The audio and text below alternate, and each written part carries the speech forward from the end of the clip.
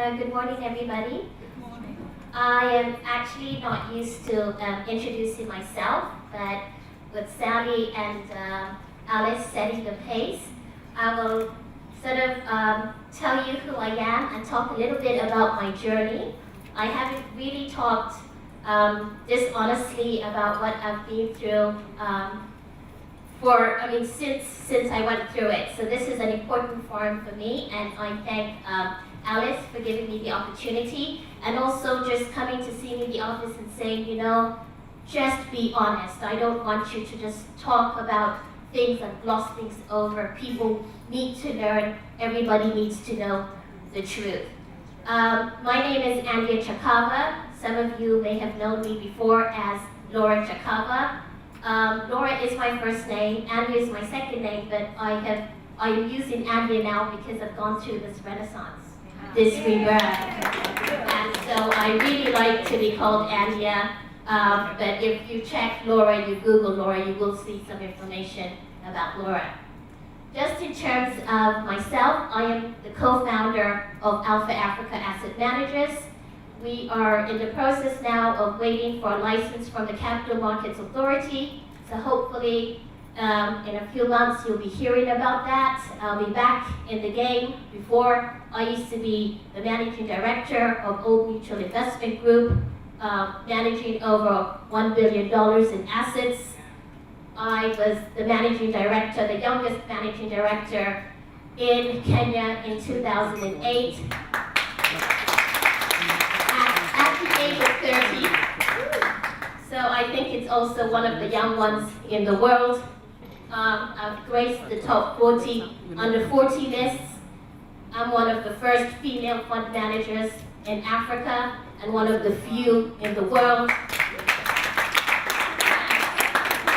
I'm the non-executive director of East African Educational Publishers, which is a family-owned business.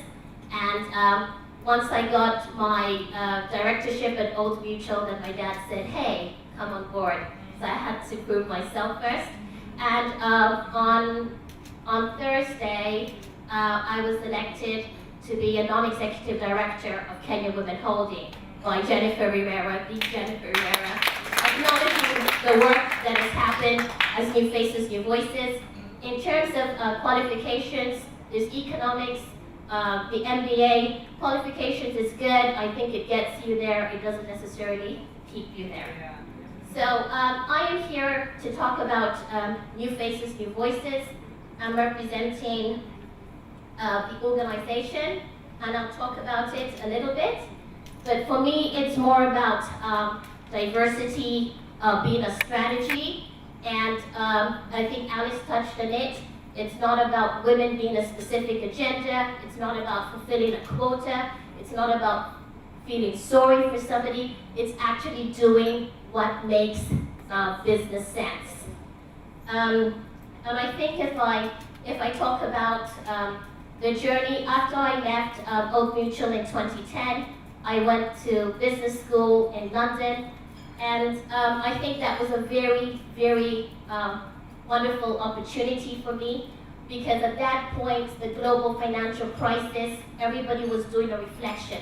Remember, the crisis was basically 2008, 2009, so 2010 was when the first bit of research was coming out about what exactly happened. And there was systematic failure. You couldn't say it was the fault of the auditors. You couldn't say that the regulators, how did they not see this? You couldn't say it was the fault of the CEOs. It just seemed the whole, everything, all levels of defense, all these global organizations that maybe we've all grown up admiring and wanting to work for them were now very humble, about to collapse the economies. It didn't even stop that. Governments had to print money to save them. And what happened to those governments? Those governments themselves became bankrupt trying to do that. There was a lot of civil unrest, because if a government bails out a company, who's going to pay that? That's taxpayers' money. Where is that money going to come from? It means that the tax rates for a very long time will be very high and very punitive.